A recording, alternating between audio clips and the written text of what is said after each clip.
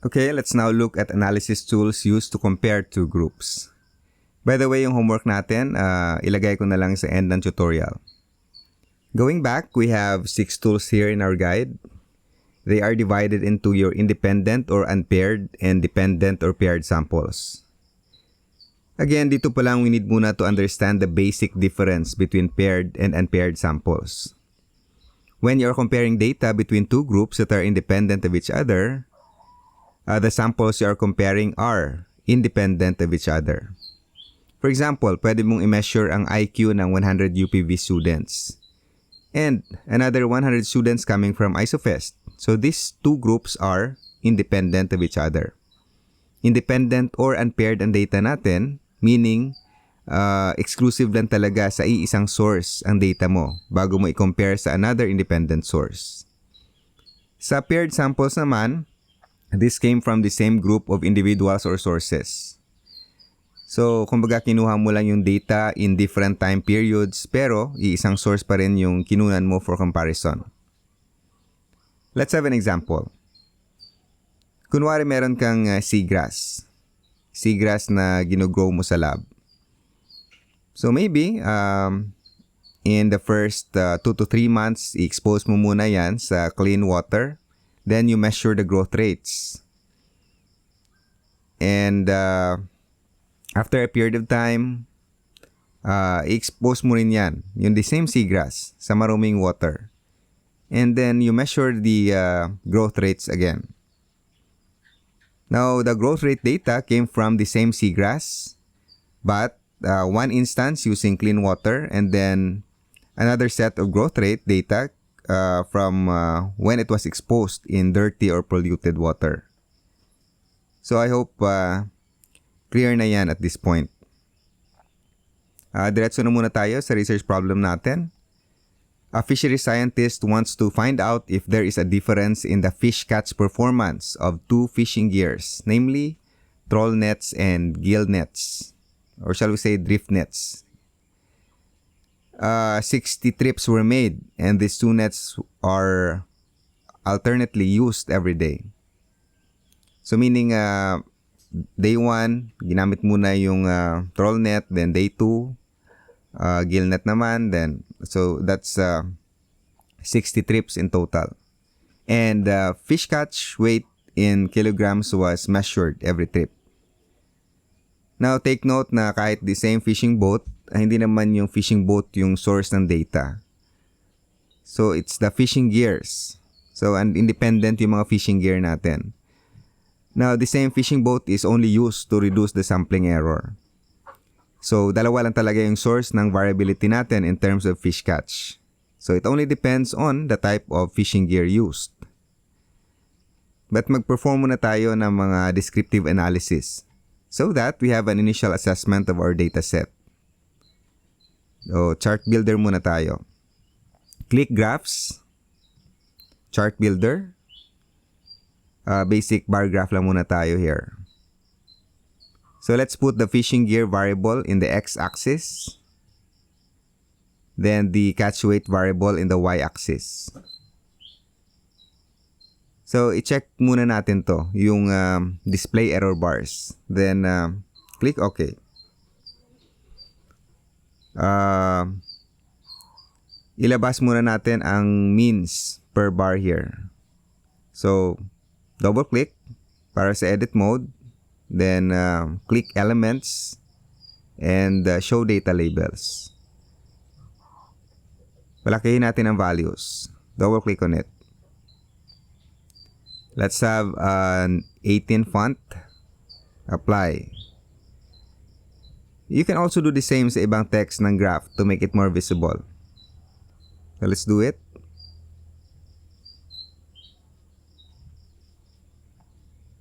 Okay. Tama na muna yan. Now at least we have a visual comparison of the mean catch weight from the two fishing gears. So here, troll nets have higher catch than gill nets. So from here, you can already tell if there's a significant difference by looking at the error bars. Pag nag-overlap yan guys, usually walang significant difference. But actually, yung mga error bars lang naman is It just tells us of the variability ng ating mga values. Okay, in reference to the mean, of course. So that also maybe that can also represent the level of uncertainty. So pag malaki yung gap, mas malaki yung level of uncertainty ng mga values mo. But in my experience, pag hindi nag-overlap yan, usually it also turns out na significant yung differences. Okay, let's now go to the analysis. Back to steps in hypothesis testing muna tayo. Our null hypothesis, so there is no significant difference in mean catch weight between trips using trawl nets and those using gill nets. Our alternative, of course, is there is a significant difference in mean catch weight between trips using trawl nets and those using gill nets. So choose the level of significance, or alpha, and sample size. That's 0.05. We have n equals 60. And our test statistic is, of course, independent sample t-test. So same lang guys, critical values. If p is greater than 0.05, accept HO. Otherwise, pag mas mababa sa 0.05, reject HO. So again, the data is already given. It's already collected for you, and we will be computing the test statistic. Okay, click Analyze, Compare Means, and we have Independent Samples t-test. You place your fishing gears in our grouping variable. Okay. Now, bakit may mga question marks? We need to set kasi yung dalawang groups na i-compare natin. Kasi hindi po automatic yan. Kasi merong data sets na sobra sa dalawa ang groupings. Kasi kahit yung variable mo in SPSS, kahit dalawa, more than 2 yung groupings, pwede mo pa rin i-analyze yan. But you have to choose only 2 na i-compare mo in your data set. In this case, dalawa lang naman talaga yung nilagay natin. So, I'll place here 1. Group 1 is 1.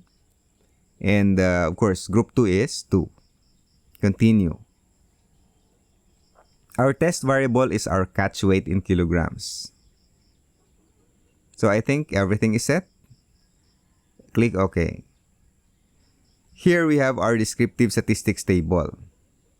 Means and standard deviations for the 2 fishing gears. Oops. By the way guys, nakalimutan pala natin i-check ang mga requirements before we perform this parametric test. So let's go back to our guide.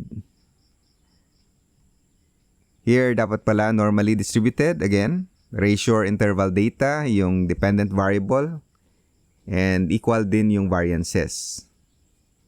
So, mag-perform muna tayo ng Kolmogorov-Smirnov test. Then, yung sa equality of variances, actually nasa t-test table lang naman yan. Okay, normality test muna tayo. Alam nyo na to guys. So, analyze, non-parametric test, legacy dialogues, 1 sample, Kolmogorov-Smirnov. We have 0.092. Our p-value is greater than 0.05. So, we accept HO that our data is normal. So, we pass the normality test. Di lang ako sure guys, but maybe pwede rin nating i-separate ang normality test kasi dalawang group to. We'll try to do that. I-split lang natin yung data. So, go to Data, Split File, tick Compare Groups.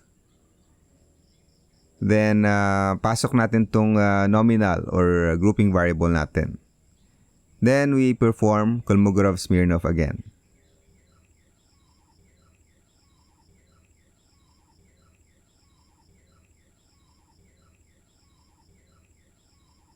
So here, we now have separate normality tests. Okay, and here parang hindi pasado sa normality test yung trawl net data. Our p-value here is 0.01, which is lower than 0.05. But your gill net data here is normal. 0.069 ang kanyang p-value. But again, despite na hindi pasado, okay, tuloy pa rin ang analysis natin. It doesn't mean naman na hindi na pwede. Okay? Pwede ka rin humingi ng exemption sa assumptions or i-justify mo lang. So it's your data, you know na fit yung data mo. Ulitin natin since all set naman. Okay, again, click Analyze, Compare Means, Independent Sample t-test. Let's go directly to the t-test table. Here, merong result ng equality of variance, Levin's test. So the sig value here is 0.099. We can assume that the variances are equal. So dito tayo sa taas tumingin ng p-value. Actually, pareho lang namang 0.00. So napaka-obvious guys na may significant difference in terms of fish catch. The result is actually highly significant that troll nets catch more fish than gill nets. Now, of course, you can do research to support this, but again, napaka-obvious naman kasi mas aggressive talaga yung mga trolling methods. Imagine, magdadrag ka lang ng net kesa passive mo lang na ilagay in a stationary location or i-drift mo lang yung mga gill nets mo. Okay, kahit isang school ng isda, pwedeng isang swipe lang yan ng troll. Here, we have an average mean difference ng mga 21 kilograms. 122 minus 101 kilograms. So, assignment na tong isang problem na to. Here, you will be comparing two seaweed processing methods. One is in-upgrade ng company yung equipment.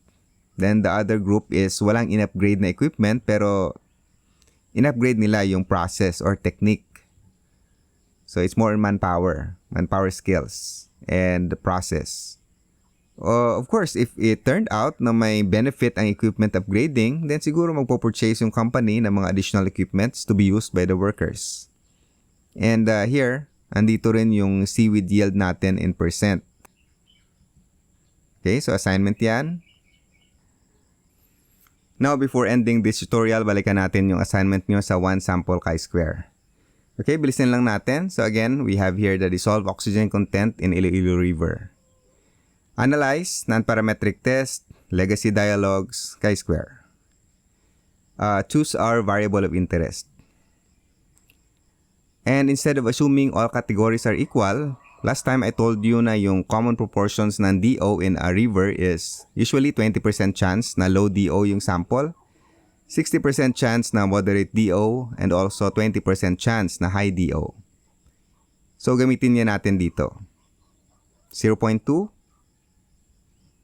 0.6, and 0.2. Okay. Now look at this table. For low DO, we expect 20 pero 33 yung lumabas.